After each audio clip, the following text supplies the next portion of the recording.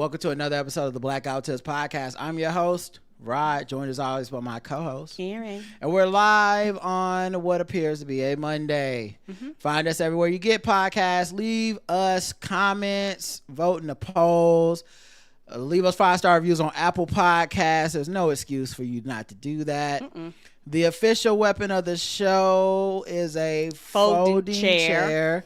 And the unofficial sport, Bullet ball. And bullet ball. Extreme. Karen, do you have any banter to start us off? All right. I'm trying to, let me look to see if I had any. Shit, I don't remember. I went through all mine yesterday. Oh, you know what? Yeah, I do have a little bit. It's real quick. Can we talk? Oh, wait. What's the For a minute. Banter. Can we talk? For a minute. Banter. Banter. What you talking about? What you talking about? What you talking about? All right, we play the old school version today. Sorry about that, everybody. I know some of y'all only listen to the new version. Didn't mean to start no problems. Matter of fact, let me just give that to y'all too, because I don't want no problems later on. Somebody be like, you ain't Do playing you all have the any one? Banter, talk to me. Do you have any Banter, talk to me. Do you have any banter? Do you have any banter? I do. Banter, talk to me. Banter, talk to me. Do you have any banter? I do. Banter. I do. All right. Here's my banter. It's real quick. I know I'm getting washed because I did two things that was pretty washed. Okay. The last couple of days. The first one is I wanted to get a bucket hat from the Hornets because they give away a free hat near the end of the season, and I always arrive too late to get that hat because you need to get there early that day. Yeah, the past few years. And I always get there about the same time I normally do, and they ran out of hats, and I see everybody walking around with their beautiful hats, and I'm like, oh, I wish I had that hat. Right. And they're one of a kind. Like, I've never seen them on resale sites. You can't get them. Can't buy them online. They don't sell them in the store. Like, you literally have to be there that night. So we got our hats, and I love these hats. They were dope. But in order to get them, the game didn't start until 1, and we left here at like 11:20. Yeah, about 11:15, 11:20, yeah. Like, that means we were at the game in the arena with like a good hour and some change just to sit in our seats. That is the most washed thing I've ever done, to get a hat. Like, I was just like, I was so tired that I actually, we left the game. Well, it was reasons to leave the game. Yeah, I wouldn't have left but the I game was a early. little tired too because I was like, "Woo, we got up early." Yeah, I took a nap later on. That was one wash thing. The other wash thing I did, I'm part of, I think it's called Slick Deals or something like that, and they send me an email all the time. And every once in a while, it's something that, you know, probably from the algorithm having all of my cookies, is like, here's what you would buy. And they sent me something the other day, and it was like, open up for the secret deal. And I clicked on it, and it was like, can I interest you in a ladder that is normally $45, but right now at the Home Depot, you can get this for $20. That's all that ladder costs. Instead of it having 2 rungs, like it's just a step ladder, it's got 3. Now, what y'all don't know is I have a 2-rung step ladder in my house, right? But that third step, it mean a lot to me. It mean a lot to me too. It changed things. Changing lives. We got high ceilings in here. I can't change light bulbs. I can touch the ceiling fan now and get some of that dust off. With two steps wasn't getting it for your boy. I can reach the top. I can reach the top shelf of the cabinet now. I can't get to that smoke detector with just 2 steps. And for over half off, I mean, I can't. I mean, nigga, that's a great purchase. I can't miss that. So I bought it. I'm glad you did. And then you got to go pick it up. And I found myself going to Home Depot at 8 in the morning, 9, 10 in the morning on a Saturday like a fucking adult, man. And I was very excited to go get this ladder from the pickup area of the purchases because I'm washed. Yes. That's what an old man likes to do. Nigga, That's was a big deal. That's a big deal for an old person. Like, oh, half off a ladder. that's not only practical, not using this deal would be impractical. Right? I'm robbing myself if I don't give you this money. So that was two wash things. I like that ladder because, like you said, we got one, but it's a lot shorter. And what I did was I was working it to be sure I knew how to move it because it's not like the other one. And so I stood up on it and I went to the top of it. I was like, "Oh shit, I am tall as shit." So now I'm gonna be able to get all the shit up high I want to reach now, child.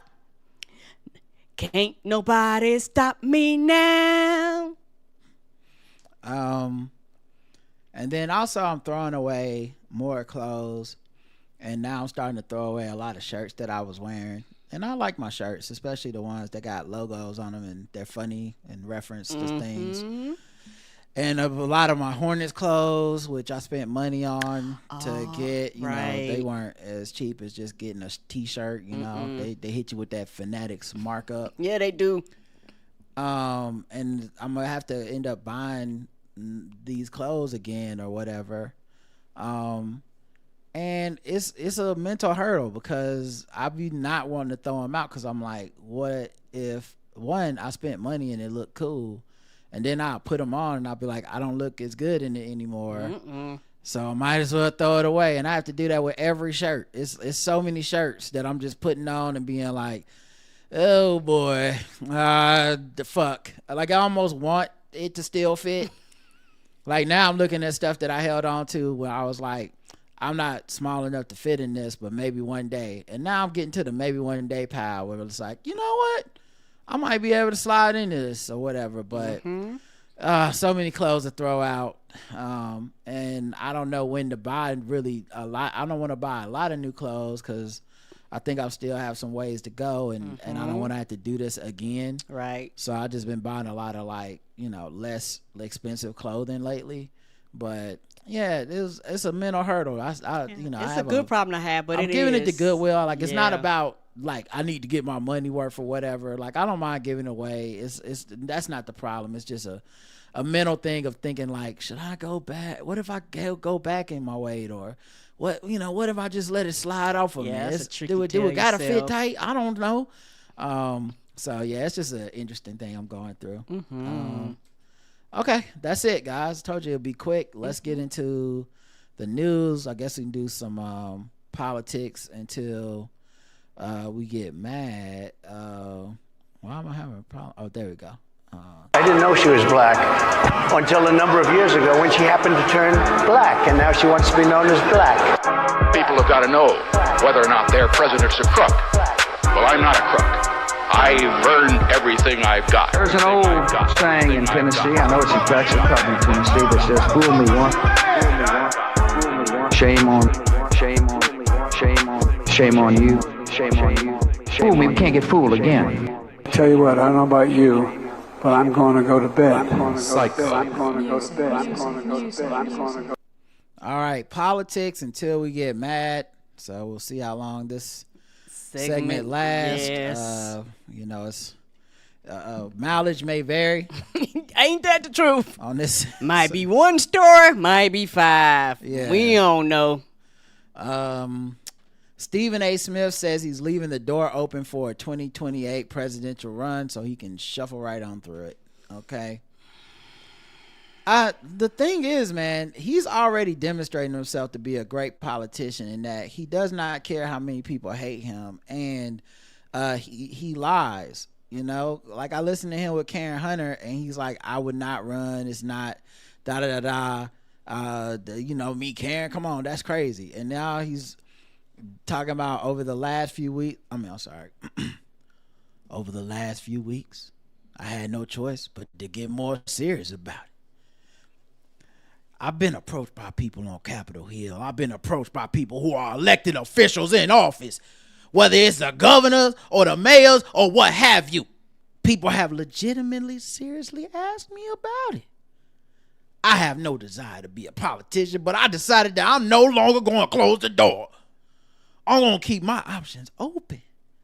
I'm going to entertain the possibility if it comes in late 2026, 2027, Well, I look at this country and I think it's an absolute mess, and there's a legitimate reason to believe that I indeed have a legitimate shot to win the presidency of the United States.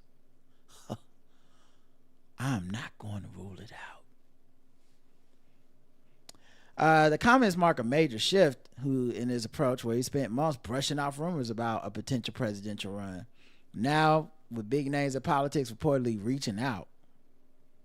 Who are the big names that are reaching out to Stephen A. Smith to get us out of this mess? I don't believe you. And Name 5 big names. Yeah, and not trying to find it. You're not going to be willing to give up your money in order to go on. But do you have to? Well, you do for the presidency, but not for the other positions. But do no. you have to, even for president now? Well, shit, Trump showed us no.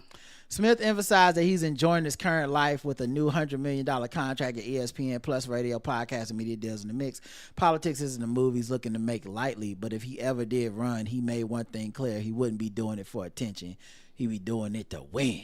We don't believe you. Well, I don't believe you, and I don't think you're ever going to do it. You're just doing this because it's something to talk about, and you're the center of attention every time you bring it up. Yeah, I think he's just doing it so he can get on a debate stage and try to do his first take debate stuff, but with real issues that matter to people. Yep.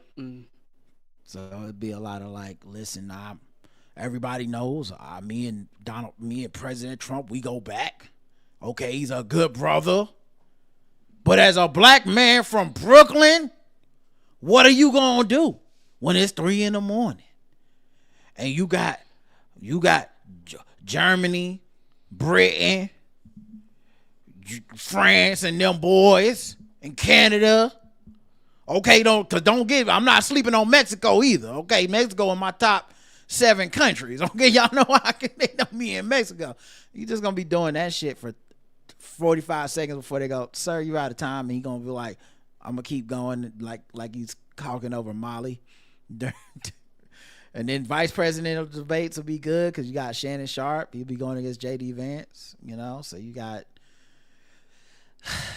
this idiocracy we're living through. That'll be nice. I just want to see Shannon Sharp debate. That'll be better than even Stephen A. Smith. Now that part I agree. Because I know he's going to be saying a bunch of country ass sayings and then asking questions when he's supposed to be answering questions. Now, J.D. Vance, they say you fuck couches. Now, why would you do that?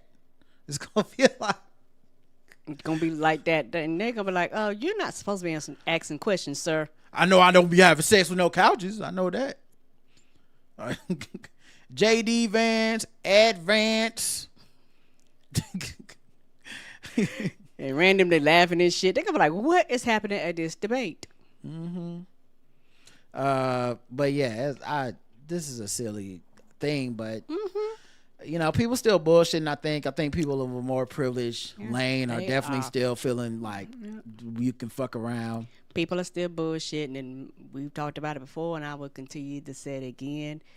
We are not taking it seriously, and I will not be moved until we take it seriously. And shit like this is, y'all not serious enough. So all that means is we're gonna have to suffer some more before you get real. Like, I don't know what it's gonna take for some people, and some people you might not never change their minds. But most people have a breaking point where they be like, okay, y'all, but the bullshit is over. Enough is enough, and we're not there for a lot of people yet. Protesters decry Trump and Musk at hands-off rallies across the U.S. There was lots of rallies. There was 1,200 locations in all 50 states by more than 150 groups, including civil rights organizations, labor unions, LGBTQ plus advocates, veterans, and election activists. From the National Mall in Midtown Manhattan to Boston Common and multiple state capitals, thousands of protesters assailed Trump and billionaire Elon Musk's actions on government downsizing, the economy, immigration, and human rights. In Seattle, in the shadow of the city's iconic Space Needle, protesters held up signs with slogans like "Fight the Oligarchy." I saw a lot of pictures, people holding up signs, people going out there, letting their voices be heard through protest. Obviously, a big elephant in the room is that many of the protests were very monochromatic, and there was at least perceived lack of black folks out there. I have the numbers, Right. but anecdotally from the pictures, it seems that there weren't a lot of black people in the crowd. Yeah, not that we went there at all, but yeah, and my thing is I don't have a problem with this at all. This is their right, and odds are these particular people, they are mad too. They voted against Trump too. And I think a lot of people have, because they're hurt and they're mad, they're angry about the election, and they just want to blow off steam. They fuss and cry and protest and flop across the timeline. But this is the shit that you asked for. You asked them to go out there and do it. They do it, and then you complain about it. You can't have it both ways. Yeah, I didn't like the amount of people I saw shitting on these protesters. And, you know, far be it from me to be this person, but I have to debunk or at least require more evidence of one of the common hack-ass comments I saw, which is, oh, they out there now, but where was they during when it was time to vote? The time for all this is in November. And while I do agree that the time for this is in November, as far as like showing your displeasure in the voting booth, I have no reason to assume that the people out there were not on voting Democrat in November. Agreed. I have no reason. And like just typecasting everybody as just this is a broad group of white people and they represent all the white people, including Republicans. I don't think so. These people, I think, especially those with long storied histories of liberal activism, these are not the white folks that voted for Trump and now are upset and they're flipping. To be honest, I don't think there are a lot of white folks that are doing that. Agreed. And they're definitely not enough to fill up these rallies. Like them people that voted for Trump still don't regret voting for Trump. Right. It don't matter what these tariffs do or none of this shit. As long as he still hate black and brown people, they're going to support him until they literally can't anymore. Right. So I thought that was a little bit presumptuous to assume that these people were just like snowflakes that didn't care. The other comment I saw was right-wing people saying shit like, oh, well, you know, they probably didn't even protest that hard. They're all at brunch now. Ha ha ha. Forget whether or not that's forget even trying to defend like if people protest and they want to go grab a meal, that's not a problem. But forget that part, because I think that's what they want you to defend. Whenever there were violence uprisings, when they were burning down shit, when they were breaking stuff, when they were in the streets standing off of police, y'all were saying to kill the protesters, and they weren't protesting right either. So if you want them to show some hustle, then maybe don't, you know, try to get them killed. So like it feels like a very disingenuous critique to be like, these protesters are so privileged they didn't even care. It's like, no, you're just saying that so that these voices won't count. We're supposed to not take these people seriously. I saw legitimate anger out there. I saw peaceful protests. Some of it was clever and funny, but that's because we live in an age of memes and comedy and shit. Agreed. And so I didn't really share the protest signs to tell people how funny they were, because while I'm a funny person and I respect comedy as a means to power, I also was kind of like, I'm not here to laugh at your cute sign. This isn't for me. Much in the same way Cory Booker's thing isn't for me. It's nothing about him. It's not a negative word I have to say about Cory Booker. But for those theatrics aren't for me. I'm already on board with Cory Booker. I'm ready to fight if he's ready to fight. Agreed. These people, you know, I'm ready to fight if they wanted to fight. If Jasmine Crockett wanted to TikTok dance her way to it, I'm ready to fight when she ready to fight. Like it just seemed like a bunch of nitpicking and quibbling over people that truly had good hearts and went out there for the right reasons. And when I saw there weren't a lot of black people out there, you know what I said? Oh, cool. Y'all listen to instructions. Yeah. Because black people been saying since the fucking election, do not look at us to be the organizers. Do not look at us to do this labor after we did everything we could for Kamala Harris. And the only reason we can come up that y'all rejected her is because she's a black woman, and none of y'all want to admit that. So y'all do it. Get someone else to do it. Y'all, okay, so it's going to be Gavin Newsom and Bernie and AOC. Then they need to get out the house and be organizing this shit. So when I look at those pictures and there's lots of people out there and they're almost all white, I'm like, yeah, a standing ovation. Good job. Me too. I'm like, good for them. And also what they were doing and them protesting is how a protest is supposed to be. And the thing is, when other people get out there, we're met with the state. We're met with police, and we're Right. Our quote unquote protest. Because the problem isn't the protesters. The problem is the way that the state and the people of power and the systems and the citizens who don't agree with you respond to you because you're different and you're other. So I have no problem with them having peaceful protests. I have no problems with not. I'm keeping it real with the lack of police presence. I don't mind that at all, because that's actually how a protest is supposed to look. You're just supposed to be able to get out there, put up your signs, be angry, and say, I don't like what y'all are doing, for however long you're going to do it. So I don't have a problem with that at all, because the thing is, I don't want any protesters to get hurt. You know, particularly when you're protesting for a cause like this. And the thing is, like you say, it is time for them to put their bodies on the line. It is time for them to get out there and be the forefront and be the face of it. And the thing is, because of the way the systems and the structures, they'll listen to y'all when they won't listen to anybody else. And so your voice is actually, because of white supremacy, is more important than ours. Because, if the same thing comes out of our mouths, they won't hear it. Mm-hmm. And so it's time for you to pull out the bullhorns, you to sacrifice. But the thing is, this right here is the starting point. It needs to be an ongoing thing, because Black and brown and others realize you can't do this one time and then pack your shit up and go home and be like, I'm good. No, this. You got to keep that same energy for years. Yes, this needs to be a continual thing. And you can't be waiting on Black people to come pump you up. You got to do it on your own if we're gonna have change. Because Black people did what we were supposed to do. Agreed. The other thing I think is interesting with that angle is that I saw videos of like a dude getting out his truck and pulling out a gun on some of the protesters. He didn't shoot them, but he did pull out a gun.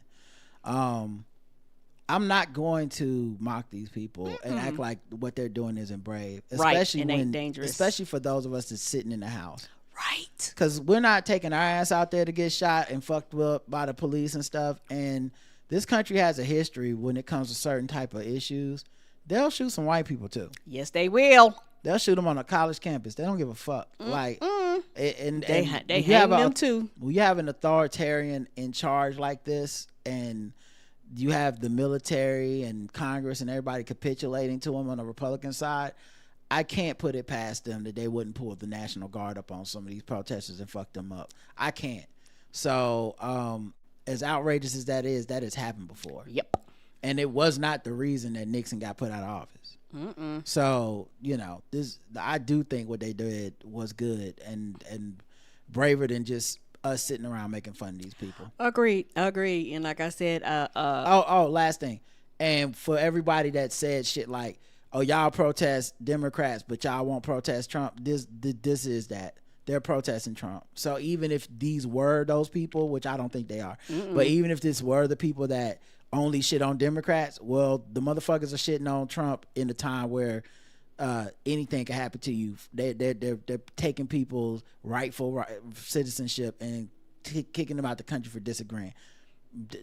These people are heroes, and I appreciate them. I do too, and it's also one of the things where for me, I think that this right here showed America, and it also, I'm gonna keep it real, it also showed a lot of niggas that actually just shit on white people online all the time and act like white people ain't shit.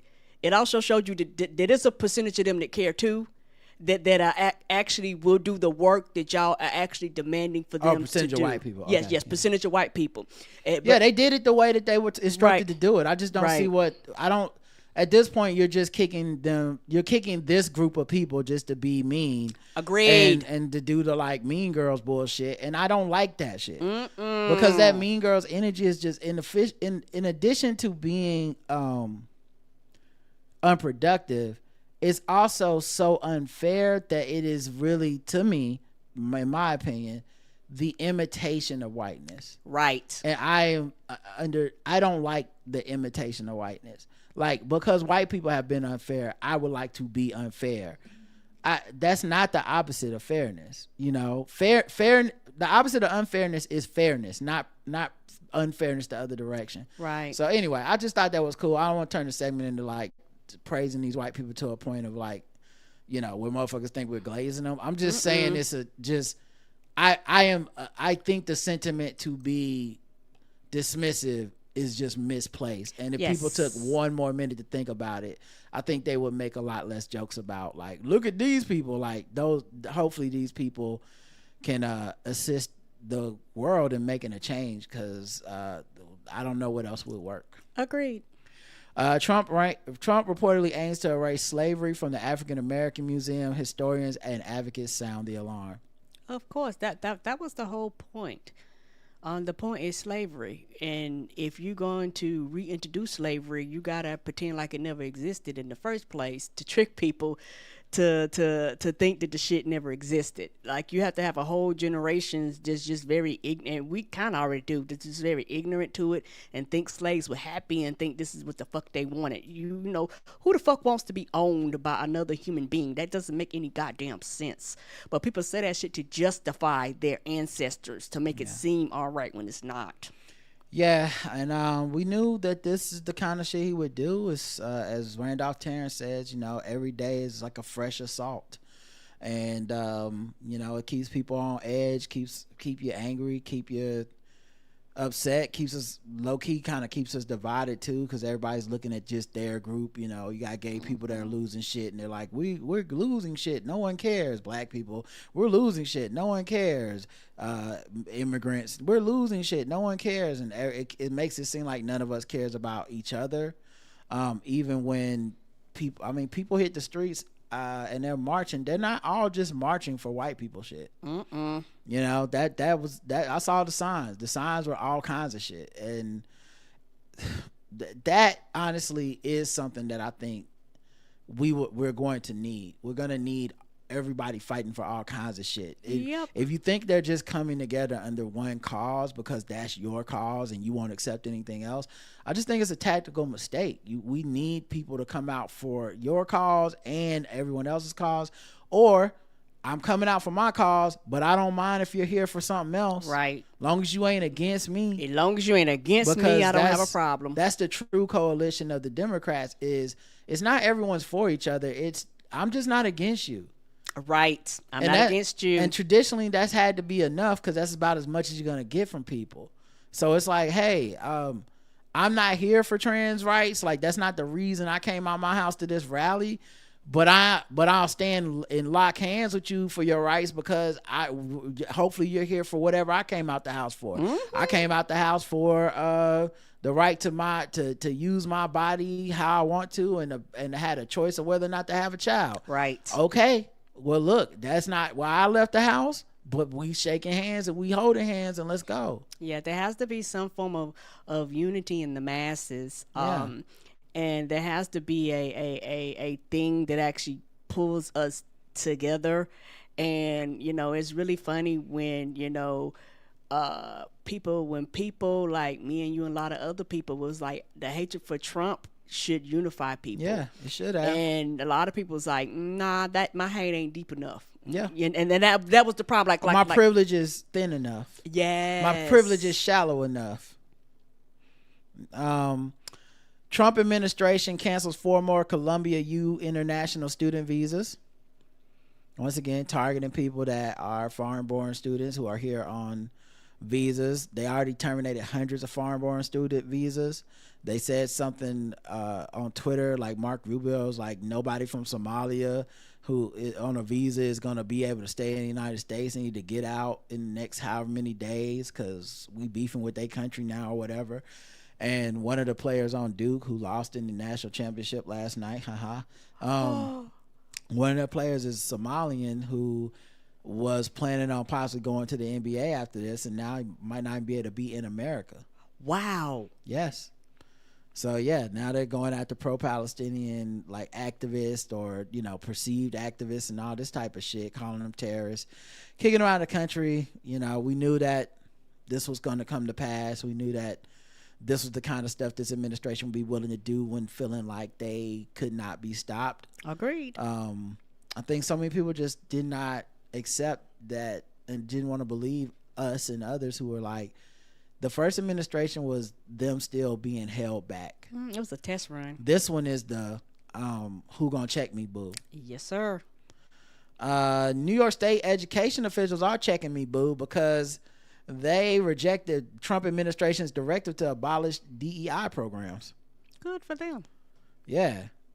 And I think California and New York can do shit like this. Yes, they can. Low key, Texas could do it, but they're totally in bed with Republicans. But like, of the states that are their own basically economy, and that their taxes fund so many of the other states once they pay into the federal taxes and redistribute, I think they can be like, nah, we the big dog. We actually don't need your DEI government grants. Honestly, we would like you to try it so we can say we keeping our money. Right. How about that? Y'all don't want to send us federal funds for when we have natural disaster? Cool. We'll just keep all of our state funds and save them up for when we have that natural disaster. We'll pay for it ourselves. Right. But yeah, shout out to New York State. They talking that shit, walking that walk. Let's see. A civil rights era government agency in the Justice Department is going to be purged. Let's see. An internal Justice Department memo reviewed by CBS News and said Trump appointees are considering closing the Community Relations Service, which was created as part of the Civil Rights Act in 1964. What? Yep. Which is probably why it's going, right? Like, it's directly attached to civil rights, and they're like, DEI? Anybody smell that? Smell woke in here to you? Let's just get rid of it. What do? Don't matter. Right. How important their jobs are. We don't care. Right. Are there a lot of people benefiting from it? We don't know. Yep. Then had to hire him back 3 months from now. Like, wait, what he do? Yes, they will. So that's who keep pushing the button to keep the nuclear weapons from blowing up. Gonna turn around and hire him back. He knew the Winter Soldier's secret code. You knew the password. We fired that nigga. You sure did. Oh man.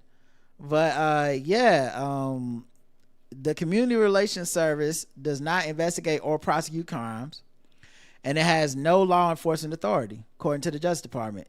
Its services are both confidential and free of charge to communities that accept or request them. In 2021, the agency said its mission is to help realize Martin Luther King Jr.'s inspiring dream of vibrant, all-embracing nation, unified in justice, peace, and reconciliation. You know what that means, y'all? They help everybody. Yep. Like, we don't care. We want just with the Martin Luther King Jr.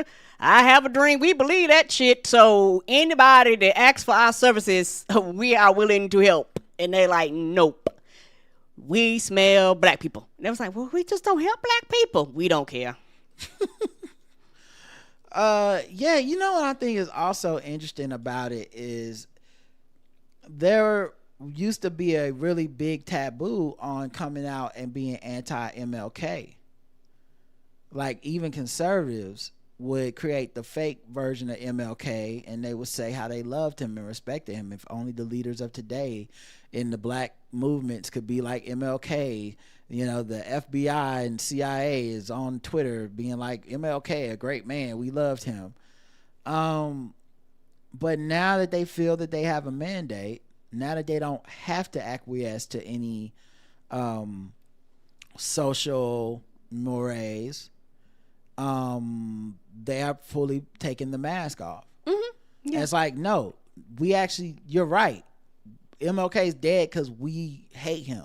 Yes, sir. And now that we don't have to pretend he's not the dividing line anymore. Jackie Robinson is not the line, because when you elect a man as repugnant as Donald Trump and J.D. Vance's racial views are, when you elect those men, you say to the world, we don't care. Racism ain't a deal breaker. Matter of fact, it's a deal maker. We don't like Mitt Romney. He had better policies, but he ain't hate them people enough. Right. And so I think they're now doing stuff like this. It might not be the function of their presidency I don't think they legitimately think this stuff will help America in any way. I don't think they really think we'll have a better army when no one knows about this office that with the mission of dreaming that one day our kids could be seen beyond the differences in the skin color. Yeah, just you talking, I was like, oh, they help everybody. Just like when people go NAACP, you know that means everybody, right? But people just associate that with black people. But even if they help that, even if they only help black people, the fact that you want to erase it just says a lot about you. Yes, sir. You're sir. looking to erase blackness. You're not looking. This serves no one. This helps no one. Nobody. So yeah. They have an office. The office has a history of intervening during periods of heightened national unrest. It was credited with helping prevent another riot in 1993 as racial tensions reemerged following the second trial of the police who beat Rodney King in California. So it's actually a organization designed to help peace. And they're like, fuck out of here. Who was trying to have peace? Right. Supreme Court pauses judge's order to bring back man who was wrongfully deported to El Salvador. Yep. Makes sense. Now they didn't completely reverse it, but they did fuck up. This man should not be in El Salvador. And if people who wrote our show to tell us how they ain't did nothing illegal to know, if you here legally, you're quiet as hell right now, and this administration isn't doing anything to try to help this man. They're fighting helping this man, which tells you it ain't really about just following the letter of the law now, is it? All right. Marjorie Taylor Greene's ex-husband apologizes for harassing 3 Muslim women. That's why he's her ex. You got to stick with the harassment. You can't apologize for the Islamophobia. The Islamophobia is the point. Ain't that the truth? That's called foreplay in her world. It's 10 toes down in your racism. What is this? Yeah. Maybe this is how much he hate her. Her ex-husband is like, I'm gonna apologize to these Muslim women because that's the only thing that can hurt MTJ. That hurts better than me telling her I slept with her sister. It's really. It probably does. She's like, I can't believe I married a man who would apologize for harassing Muslims. That's like my thing. That's my jam. Did Yoko apologize for learning to play the guitar? No. I came today just to meet with the young ladies, he said. Oh wait, I think I can play this video. Okay. Actually, let me see. I'm not gonna change the sound because the last time it turned the complete sound off, so fuck it. Hopefully it's no real echo. Well, tonight, Perry Green, the ex-husband of Georgia Congresswoman Marjorie Taylor Greene, has issued a public apology for harassing 3 Muslim women who were praying in a parking deck at the Avalon in Alpharetta. I just wanted them to know that I humbly apologize to them because nobody should be treated that way, and that's not the right way for us to treat anybody with any differences. And that's what we came to do, and hopefully they'll find it in their hearts to forgive me, and that we shouldn't allow that in our society. The video, which surfaced on social media, went viral. You can hear the yelling and someone telling the women to go back to their country. Obviously, it's believed to be Green. The 3 women were at today's news conference for the apology. The attorney for the women say they chose to take the higher ground and allow Green to issue this apology because they want peace. And although he's apologized, they say this will stay with these women forever. Now, he also took time to remind everyone that those who practice the Muslim faith in the U.S. are just as American as the next person. Oh yeah, he definitely just trying to get back at his ex. Yes, he is. He don't believe that. Because what kind of person could do the first thing and believe the second thing? You yelled at women for praying, go back to your country, and then you had an epiphany. Your heart grew 3 sizes that day like the Grinch. And now you like, oh shit, my bad. Muslims is people too. Oh, somebody said he was facing a lawsuit. It's not the lawsuit, Karen. Oh, okay. He want to get back at his ex. He hate Marjorie Taylor Greene, which is much funnier than what you said in the chat room. That's why we have the microphones and y'all have the keyboard.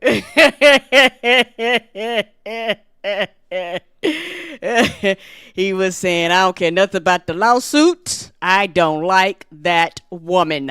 Yeah, when he said that part at the end, that's when I knew, because he didn't need to go that far. Well, he was like, and I want people to know, Muslims are just as American as anybody else. And I know she was somewhere like, shot an arrow through her heart. She was somewhere like, this motherfucker, I gotta put this. She felt the sting. What are you doing? People know I dated you. I gotta go out in public to come ask me questions about this. I'm never gonna get any more people swiping right on racistonly.com. racistonly.com. Ding. All right. It's probably just called whites only, right? Yeah, that would make more sense. Whitesonly.com, which is already farmersonly.com. So what am I saying? Right? It already exists. All right, I know 3 of you niggas are gonna write in. I found my white man on farmersonly.com. I'm making a joke. I know black people be on there. There are black farmers, Rod. I watch Posse. Okay.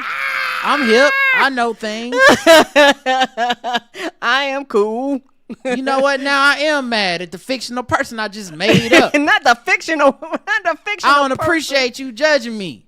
Person that hasn't even written in yet. I'm ending the segment. Let's move on. Oh Lord. Infrared Crypto sent some new. Well, it's politics till we get mad. I didn't say you had to be mad about the politics. Infrared Crypto sent in some new beats, so let's listen to one. Yay! This is called Time Lapse.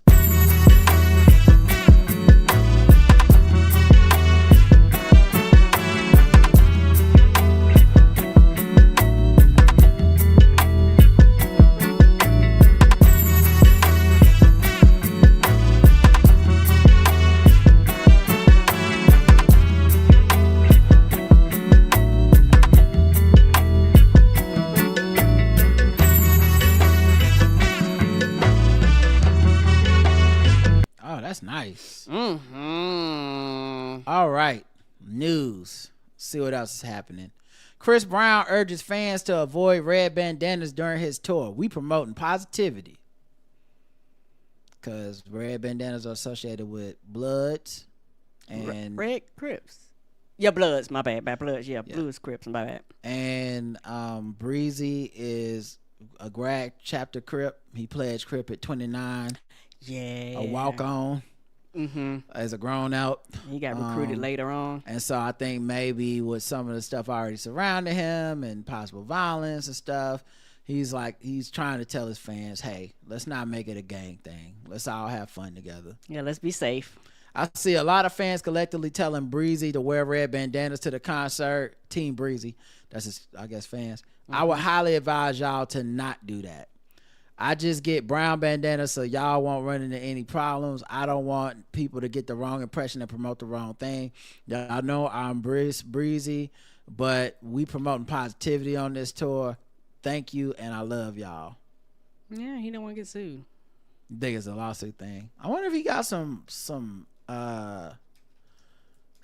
indication or inclination that there would be violence or gang shit happening in certain cities and stuff. He's like, just don't even fucking do it, guys. Yep, I guarantee you, somebody he got wind of something. Somebody said something. He was like, you know what? I don't want people that's paying to come see me to get all wrapped up in y'all bullshit. Yeah.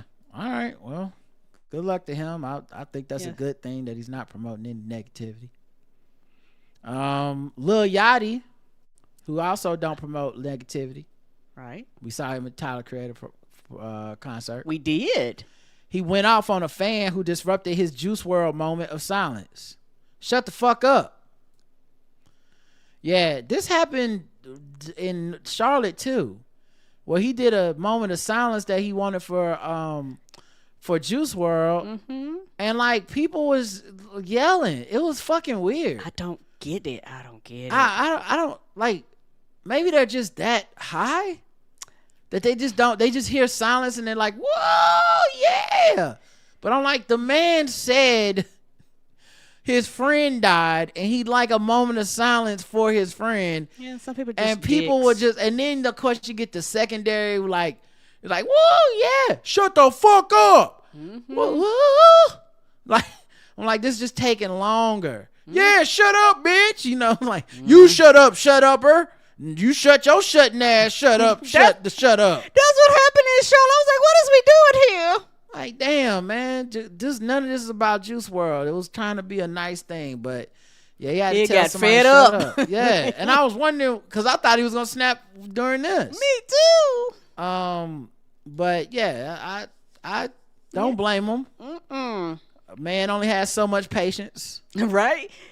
And he's like, I've been touring for a while. I'm tired of y'all just interrupting. I guarantee you, he done went through this several times, and he's like, all right, I done had enough of y'all. Yeah. Or either whoever was just so kind of over the top that he was like, hey, I got to address this.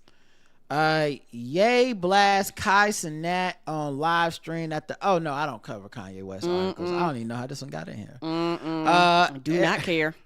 Air traffic controller arrested after fight breaks out inside DCA control tower. Oh shit. Yeah, flight 325. I need for you to. Hold on. Can you do a circle pattern until I get back? The fuck is happening now? I imagine they fight in the same calm air traffic controller voice that they have on the air traffic controller radio. It's like 717, you are cleared for landing. Operator right next to me, you are a hoe ass bitch. Go fuck yourself. Over. You know what I'm saying? Yeah. Operator, wait until I take my break. I'm gonna whoop your ass. Over. Oh man. Yeah, I feel like that's how them conversations gonna go. Yeah, I feel like, you know, that they're just talking shit over there, but none of us would know it because we don't speak, we don't talk like that. We don't speak air traffic controller. Listen to the guy 2 desk in front of me at air traffic controller. First of all, fuck your bitch and the clique you claim. West Side when we ride.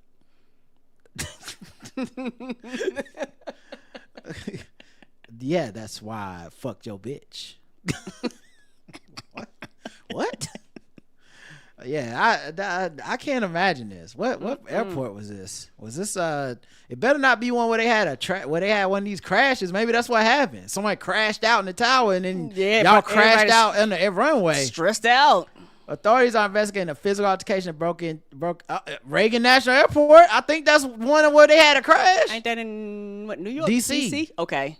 I think that's what we found. I think that was one. Oh, yeah. Maybe that's what happened. Motherfuckers was swabbing it out in the back like they work at Waffle House. them niggas is stressed up there. They was like, nah, man. You landed the plane wrong, bitch. I had to right away. Well, you know what? Fucking meet me in the break room then. I'm taking the headset off. They'll figure it out. Right. It ain't that hard. And all of a sudden, you got planes just circling around because all of a sudden they lost contact with the air traffic controller. Right. Tower, we are circling for the 97th time. We're just hoping somebody could help give us landing instructions. Can somebody tell us when do we need to land? We've been circling for about 10 minutes now. Passengers, we're going to be on a little delay. We will let you know when we've got the approval to land. We think the air traffic control might be nursing a concussion where they're saying some gobbledygook into the headset. We don't know what they mean. I said, can you give me the directions to the landing pad? It's Roger 19er.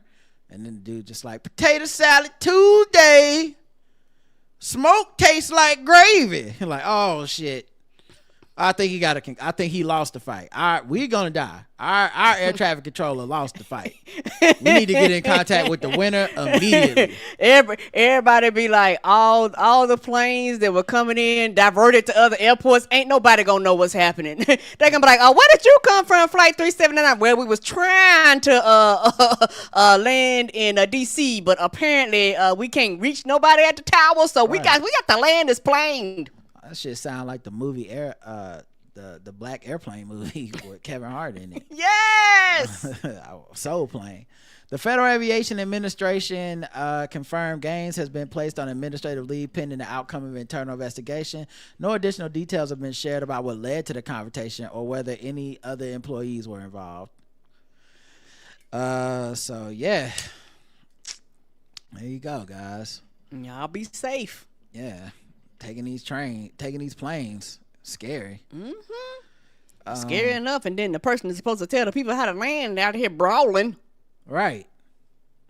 Let's see. L.A. to Shanghai United Airlines flight turns back after pilot forgets his passport.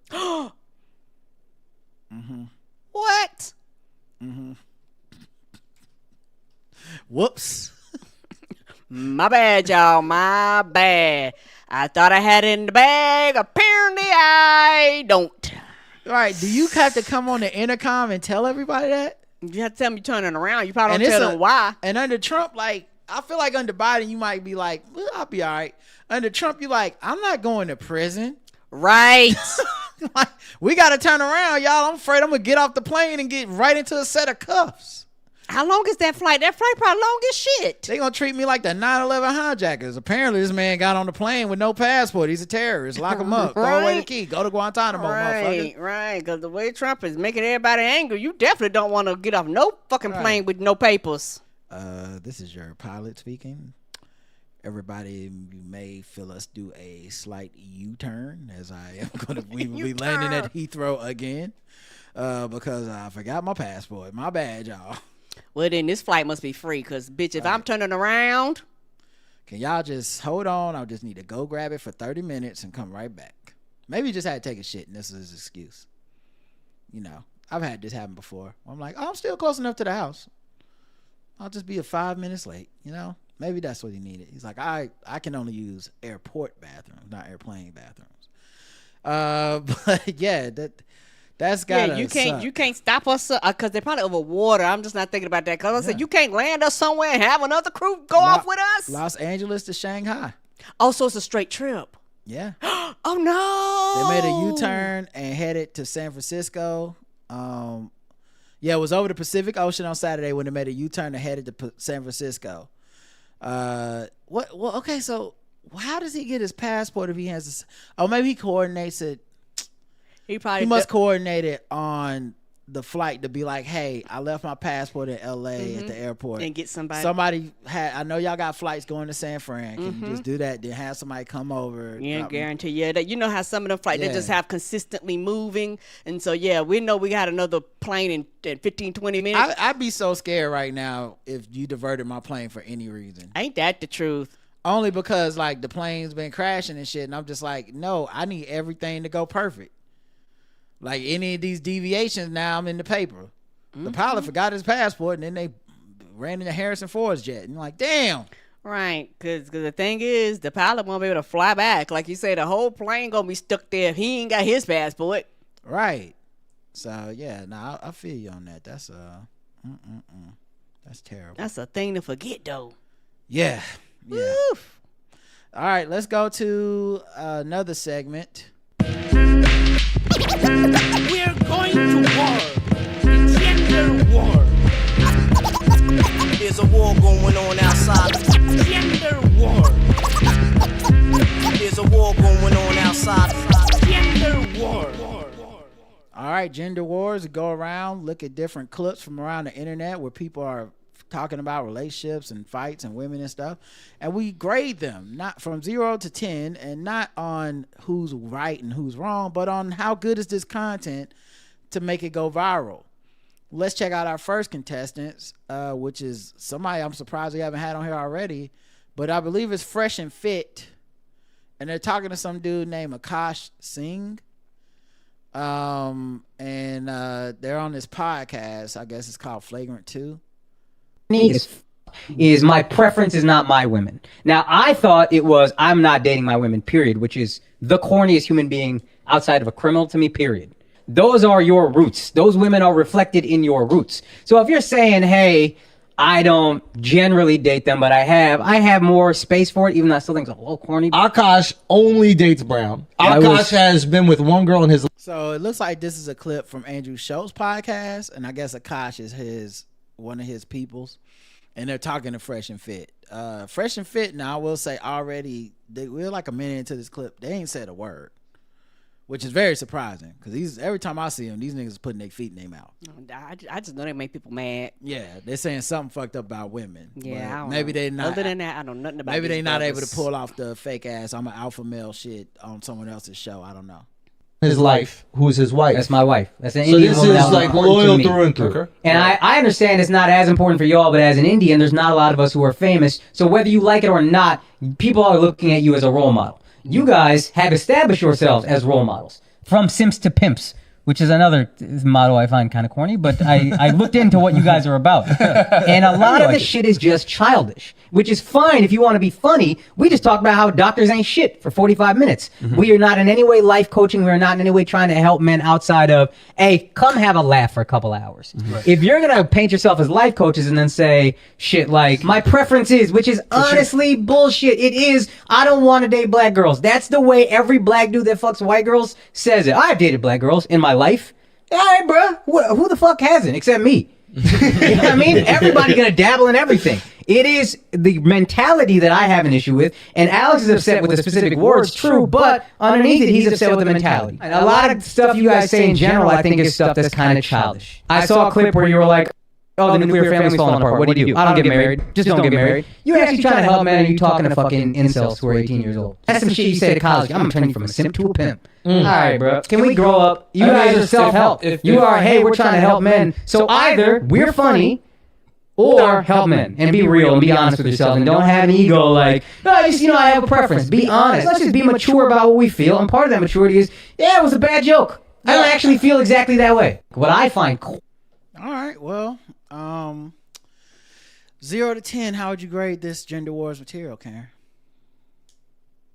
I'm gonna keep it real. Okay, keep it real this time. I know, Noam, you like to keep it fake. No, I'm gonna give it a 0. A 0. Yeah. Okay, not viral at all, not good content. I mean, I guess maybe a 2, because for me this was boring. Like just it's almost like you're talking down, which I understand the whole purpose is to talk down, but it's like the way you were talking, you really wasn't talking with the authority and like the slickness of trying to bring women into the, like he would bring women into the picture, but it was less about the women and more about them. I don't know if that makes sense. Like in my mind. So I'm like, it's okay. Like, okay, 2 out of 10 for Karen. I'm not that angry. The energy was Well, I'm low. not- You yeah. know, he was boring. Like, So because I he was would- the only one talking. I would give it a 7. I think you do make a valid point, but just to me, excellent audio quality, excellent camera quality. Getting these two guys roasted online is very important because people have wanted to see that for years. And whenever it does happen, it typically goes very viral. Like anytime you see like them beefing with some other person and they're like telling them how stupid they are, it's like a dunk tank. Like people can wait to pay for tickets to line up to see these two guys do that. The other reason I would give it a higher score than you is I thought Akash made really good points, and making it about them is going to help it go viral. If you just making it to a feminist point or about women or whatever, on anything more than that, I think you that's even more boring to people. But people that hate these two dudes, Fresh and Fit, they do want to see them get called corny 4 or 5 times to their face. The fact that they laughed and didn't like offer a retort or it was cut out of this clip, it makes the clip more viral to me as far as like a better like roasting of these two guys. So I think that's the reason I would give it a higher score. The only reason it's not a 10 to me, I think it could have been a 10 if it was a woman doing it to them and they still were just as quiet, or it could have gone a little higher if they were arguing and they were cutting Akash off and it got to like a yelling match where some real like heated barbs were being thrown. I think that gives you almost a 10 out of 10 because it's like, yo, this they really meant it, and people love a fight. They love the threat of violence. So he wouldn't have to hit them, but if they were like yelling and really forcefully going back and forth, I think it would have felt better, but it's still a very high clip, I think. At least for me. I don't know how many likes it got, but I can already see in the replies there's a person that got 1,900 likes off of saying it's crazy how an Indian man can stand up for black women more than a black man. And that's another reason I give it a high score, because he's not black and he's doing something that many people wish black men felt more comfortable doing.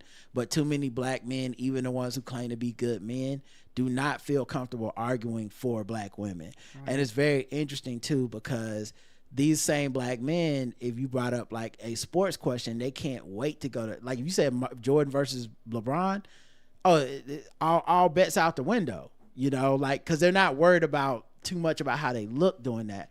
But there's a weird impulse to be like, I don't want to look like I care too much about black women, even if I do, because then I become kind of kicked out of this group, or I got to pay a price, or get called a simp, or dismissed, whatever. I don't want to give up that cost, so I'm not going to do it. But this Indian guy, he clearly has no fucks to give about that. And so anyway, I think it's like a 7 out of 10.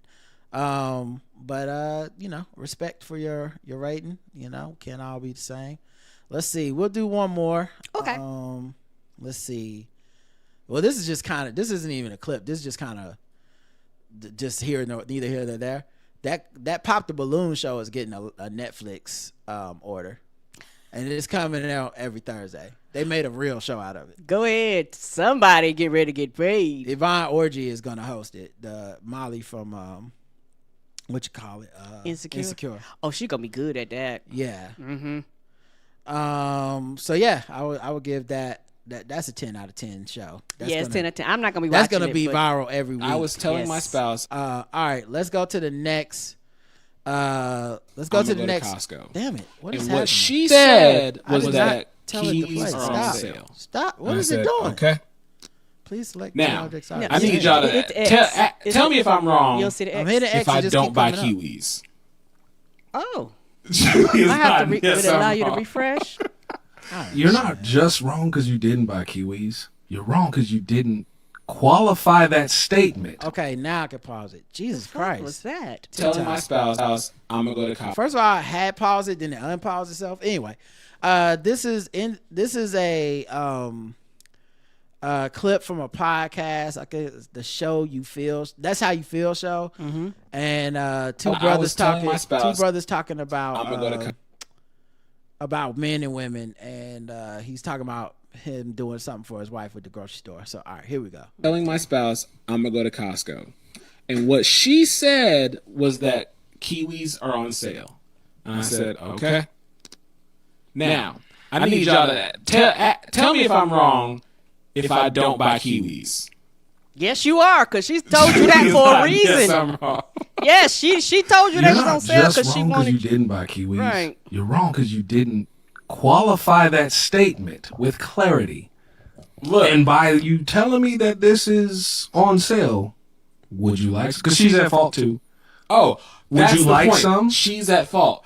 And so here's the thing. I did buy I did buy the kiwis because before I left the house, we're standing there in the kitchen. She's like, "Hey, kiwis are on sale." And I said to her, "What you mean to say is, can you buy kiwis?" She's like, "Well, yeah." I was like, why you gotta have that energy with her? No, because and what you could have said is, "Would you like me to get some?" Or how many would you like? I would love to get you some. How many would you like? Well, they're in a box. Be kind to your spouse. Hey, look, don't be coming at me with this bad. I thought.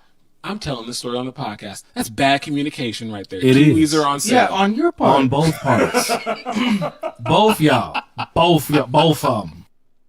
All right, so that was 5 dog breeds. Sorry, that's the clip. Karen?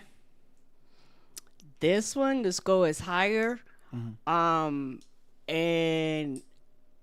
I think the score is higher because this is more of what I consider gender war than the first one. I don't really consider that first one because the thing is, you basically was like, we got bad communication, men versus women. She wrong, right? You know, and then and the other guys disagree, of course, right? And so there are some things that I think could have made it higher, but I give this about a 7.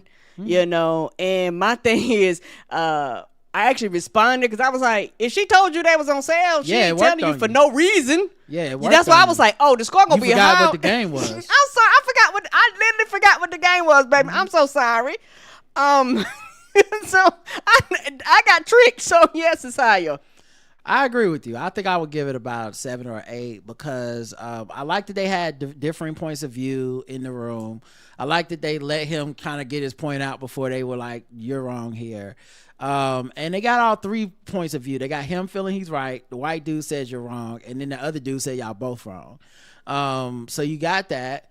It's very tight clip. I know the conversation continued and people are going to probably maybe tune in to see the rest of the conversation. Agreed.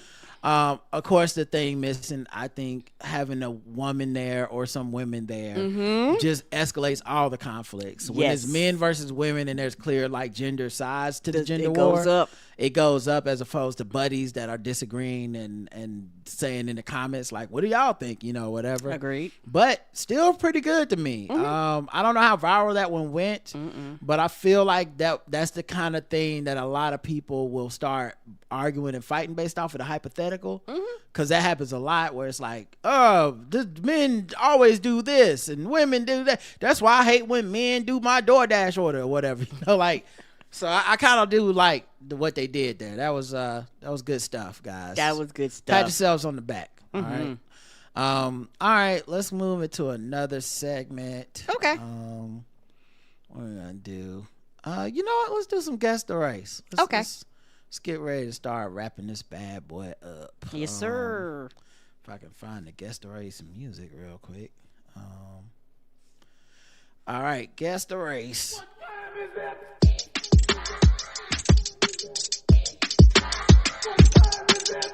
It's time to guess the race.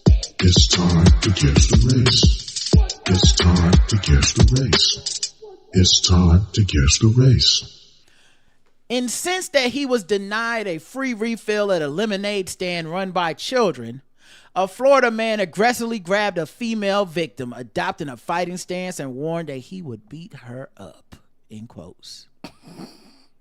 Investigators say Stephen Cusimano, 35, was walking in a Clearwater neighborhood around 7:30 p.m. Tuesday when he observed a lemonade stand being run by several juveniles and the victim. Several juveniles? Were they trying to take over for the 99 and 2000? Right? He was like, back that glass up. That glass of lemonade. Cusimano purchased 1 glass of lemonade, then became angry when he was not allowed to refill his cup. Not for free. Yeah. It must have been 400 degrees. He then allegedly grabbed the victim by the wrist, and I assume this is the mother or chaperone of the juveniles. Just of the juveniles. They just say the victim, and the other ones they call juveniles. He grabbed the victim by the wrist aggressively while standing in a fighting stance, telling the victim he would beat her up. He left the residential area on foot, but he was quickly apprehended by an officer. During questioning, he reportedly admitted to the entire sequence of events, but he claimed that he grabbed the victim due to her talking shit to me. Well, listen, customer service ain't what it used to be. Nah, clear it ain't. I think we've all been there, buddy. The complaint does not list the age of the victim. Cusimano, who cops described as a transient, was charged with felony battery and enhanced count due to Cusimano's extensive rap sheet, which includes multiple prior convictions for battery, as well as convictions for trespassing, narcotics possession, disorderly intoxication, assault with a deadly weapon, theft, and disorderly conduct. He is being held on $5,000 bond, but if you can't afford lemonade refills, then you probably can't afford the bond. Of course, I mean, I hate that happened to him. Obviously, you know, that's sad that he didn't read the small print on the receipt before finding out if refills were free or not. Right. That's a pretty big deal. But you know what they say, Karen? What? Well, life gives you lemons. All right, Karen, guess the race of Mr. Stephen Cusimano. White. All right, let's check the chat room to see what they believe. Sound like he was bitter.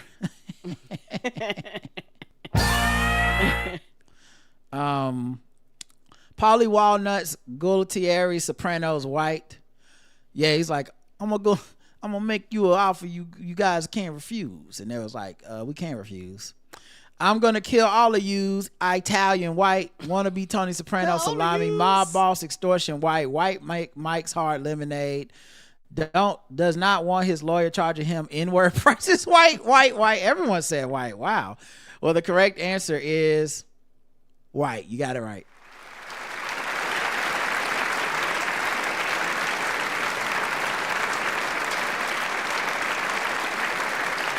Yeah. Said them kids gonna be sleeping with the fishes.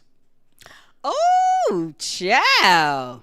Yeah. That forehead could have busted some lemons. Yeah, he looked scary. Like, he scared the shit out of me if I was a kid. And he's like, I'm gonna need that free refill. I was like, please, sir, don't hurt me.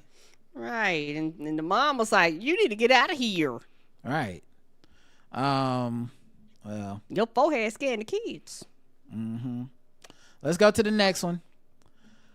A Florida man, 40, dressed as Ronald McDonald, was arrested for trespass.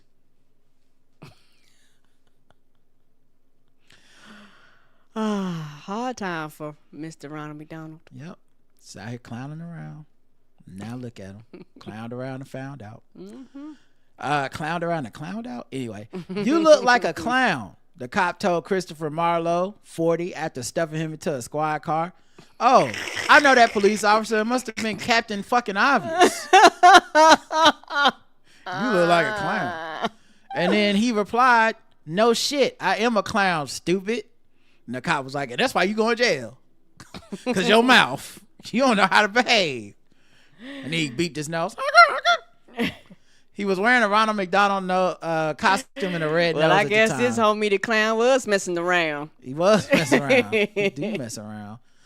I feel like they tried to beat him up, but then when they was police abusing him, it was just clown tricks.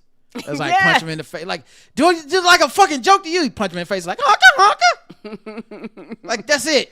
Pull him over. Get out the car. 40 of them get out the car. Yes.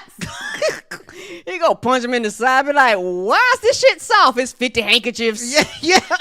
He starts throwing. Oh God, I want to throw up. And he's just pulling out handkerchiefs out his mouth. Oh. Yes. They talking to him. He put out flowers and shit. They're like, I don't want no goddamn flowers. I'm going to make you swallow this nightstick. He's like, good, because I can swallow a sword. I don't mind. Police confronted him at a Florida shopping center for trespass. They said, don't go anywhere, Chris. You're not free to leave. Oh, they know his name? That's not good. That's Ronald McDonald's real name? That ain't good. I didn't even think of it that way. I didn't know he had a name. I thought they meant the homeless man's real name. But maybe Ronald McDonald is an alias. He might be. Maybe he's trying to hide his real race or something. He probably is. I'm actually black under this makeup. I'm Chris Jackson. Yes. Don't tell nobody. Don't tell nobody. Oh shit, here comes some white people. I like McGee. Yes. That's why one of his buddies looked like he was used to be in jail. Yeah, he hang out with a criminal or robber. Yes, his whole crew. Yeah. He got problems. Grimace used to go by Grim X the Plug. Come on.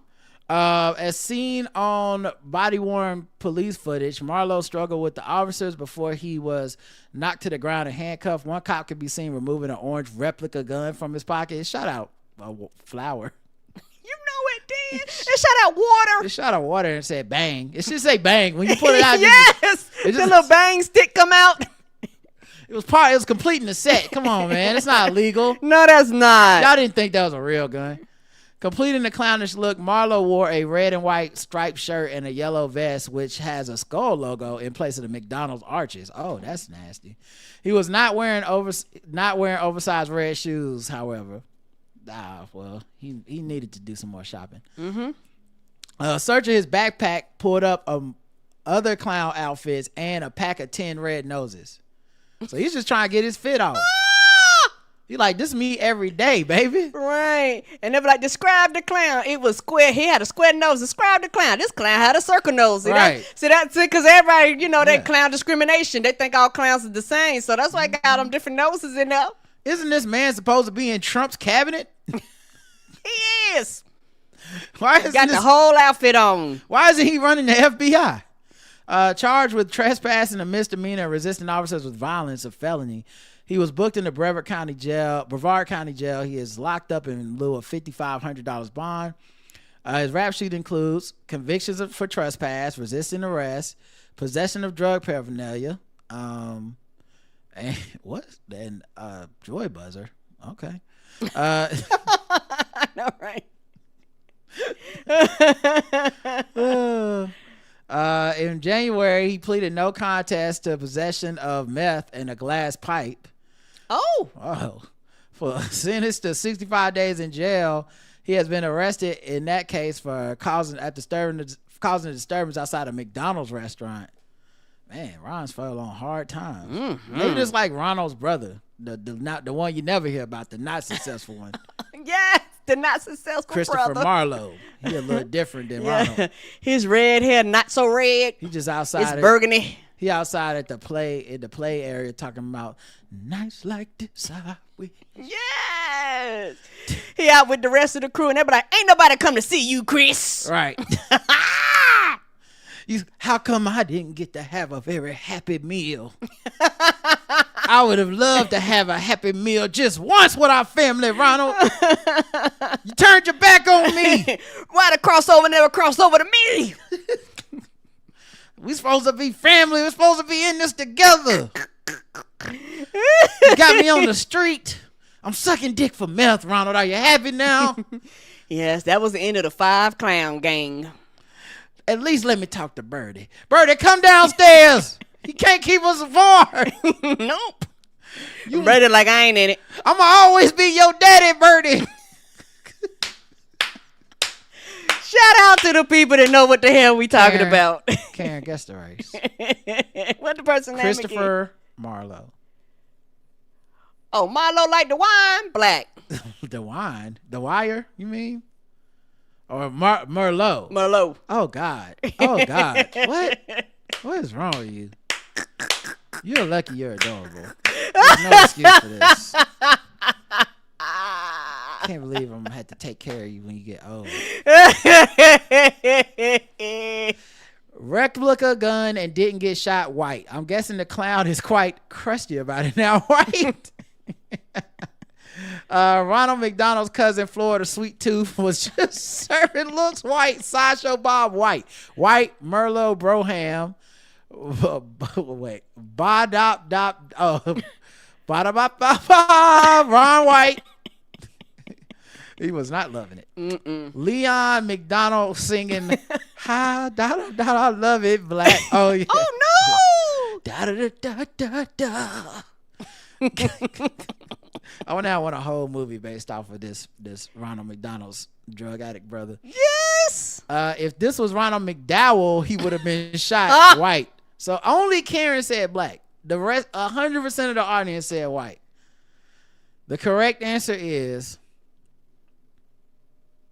he was white. You missed it, Karen.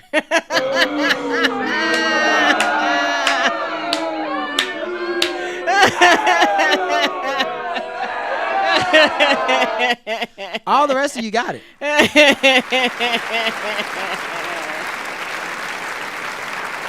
Congratulations to everybody else. I guess that's him out of the makeup, and that's him in the outfit, and that's his orange gun. So damn, you got to have. Listen, that's how bad it is at McDonald's, y'all. You got to have the money. Yeah, you do. They see this economy. They see what's going on with these tariffs. You know, none of that food made in America for real. We are eating like Chinese cows or something. We are eating. We're eating ostrich meat. Okay, science. We know what it is. That man, that Ronald out there with that orange gun, like, I'm gonna need you to run that. All right, let's go. Let's go to the bonus round. Karen is only 1 of 1. Yes. So 1 and 1. So what time is it? Triple the points. Triple the points. Triple the points. Triple the points. Triple the race. Triple the race. Triple the points. Triple the points. Triple the points. Triple the points. Triple the race. Triple the race. a teenage customer was choked by a McDonald's worker after the girl walked behind the counter to take some ranch dipping sauce after not being helped by employees. Oh, damn. Yeah, so you had to sit there and watch them do everything but hand you your ranch. and they probably didn't put it in the bag when it was supposed to be. So you took the sauce into your own hands. Yes, you did. The 17-year-old was returning to the McDonald's lobby when Akina Sampson, 31, grabbed her arm. So another one of these 17-year-old employees. Now, she didn't say she was a manager. Okay, please, no more kid managers. I'm sorry. Right. There ought to be a law that you got to at least be 25. I want you got to have some life experience. And I understand, because when you get some McNuggets, you know what you want. But I popped flavor and I dripped sauce. I need the flavor and the sauce. Sampson allegedly choked the victim, grabbed her neck, and took the girl to the ground. Well, damn. And then when she choked the victim again when they hit the floor.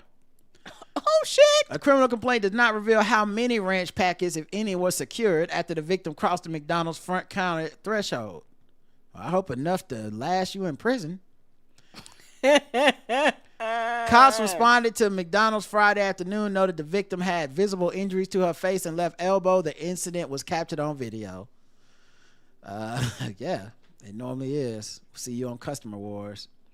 Yes. Sampson was charged with child abuse. She was released from county jail evening after posting $2,500 bond and has not pleaded guilty to the felony count.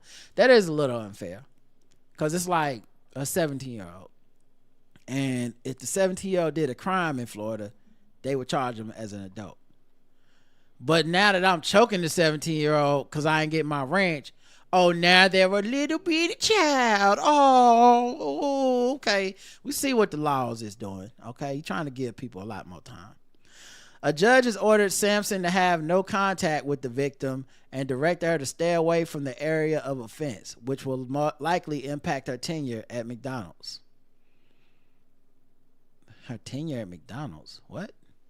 Oh, you mean the customer can't come back? Mm-hmm. I was gonna say, I thought they were talking about the employee. I was like, why would the employee not be able to work? And they just got their ass beat. Right. It don't sound like they really did anything. So anyway, Karen, guess the race of, you want me? What's her name? Akina Sampson. Black. Karen's going with black. Okay. Ranch dressings, wings fried hard with lemon pepper black. Black. What are the sauces that are white if ranch is black? Because I feel like, maybe not every sauce can be black. Black. Well, everybody agrees. They say this is black, and Karen says it's black, and y'all are right.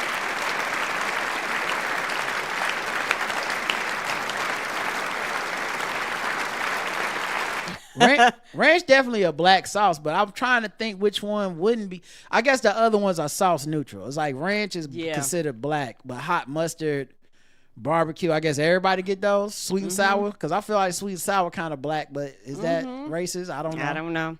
Somebody said she ordered her Sprite with her order, with her meal. Yes. She got that sugar crack Sprite they got up in there. I'm trying to tell you. That's what make you. That's really right in your veins. That's really what's making all these confrontations happen. Too much sugar is in people's system, and they just going in there crashing out over sauce. Like, I'm killing 7 people tonight. I didn't get 3 ranches. It's a 20 piece. I have to catch a murder now. It's the only thing that will make sense in my life. What are you in for? Hot mustard. What are you in for? Kill my wife. Okay, well, we both about the same. All right, let's go to sword ratchetness. Boom.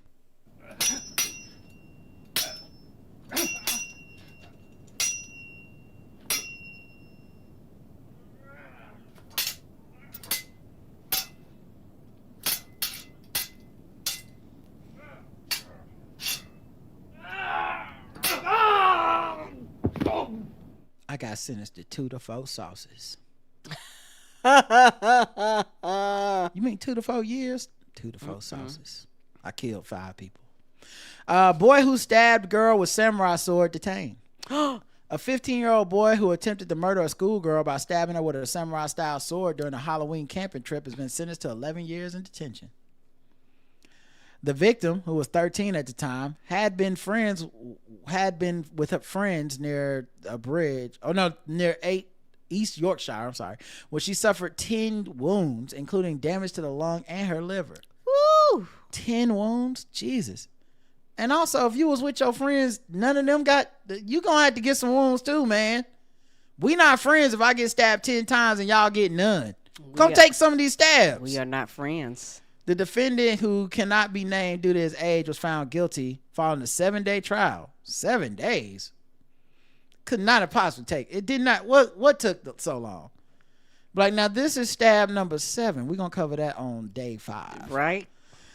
In a victim impact statement read to the court by the prosecution, the girl, now 14, described how she was left with scars and suffering panic attacks following the worst day of my life. Yes. During the trial, the jury heard the girl fall off her attacker before she was found covered in blood by passing drivers after staggering onto the dual carriageway. Oh. Armed officers recovered a 16-inch long weapon from a tent where the boy was sleeping. He denied the attack when he talked to the cops, even though he had this bloody sword in his tent. So yeah, they're now taking it very serious with the swords over there. So this is probably getting even more notoriety.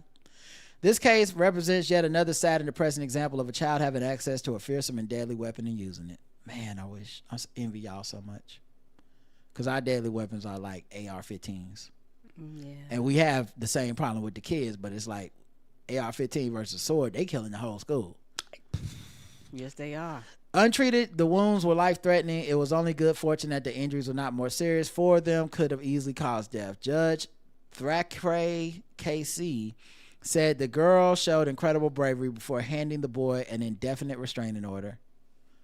She was brave to fight you off. She was brave to run along through the woods in the dark and summon help from those motorists who were shocked and sickened by the extent of the injuries you inflicted. Right. And my thing is, them people who were with me, we ain't friends no more. You left me. That's what I said, yeah. And then I was found by bystanders, like people that was like, oh my gosh, what is this body doing here? Oh shit, she's still breathing. Thought we was friends. Right. She watched the proceedings from another room via video link as her victim statement was read. After he was arrested, the boy pleaded not guilty to attempted murder, but later admitted wounding with intent and possession of a bladed weapon. In mitigation, the boy's barrister, David Godfrey, said his client had a wretched childhood. He suffered significant neglect and witnessed violence. And then he said, you know what? Not that bad. I'm going to do something. So, yeah, it sounds like he is being punished for his unforgivable actions, but there are no winners in this situation. And now both teenagers' lives have been changed forever. All right, y'all. Thanks for listening. We appreciate y'all. We'll be back probably Wednesday. If not, premium people, we'll definitely do Balls Deep this week at some point. Also, premium people, Nerd Off is in your feed right now. It is. The new Nerd Off. We had Brandon Collins on. We had Charles from the Transmissions podcast. It was fun. It's a very fun episode. So go check that out if you're into nerdy stuff. And without further ado, is there anything else I was thinking? Nope, that's it. Without further ado, we're out of here. Until next time, I love you. I love you too. Mwah. Bye.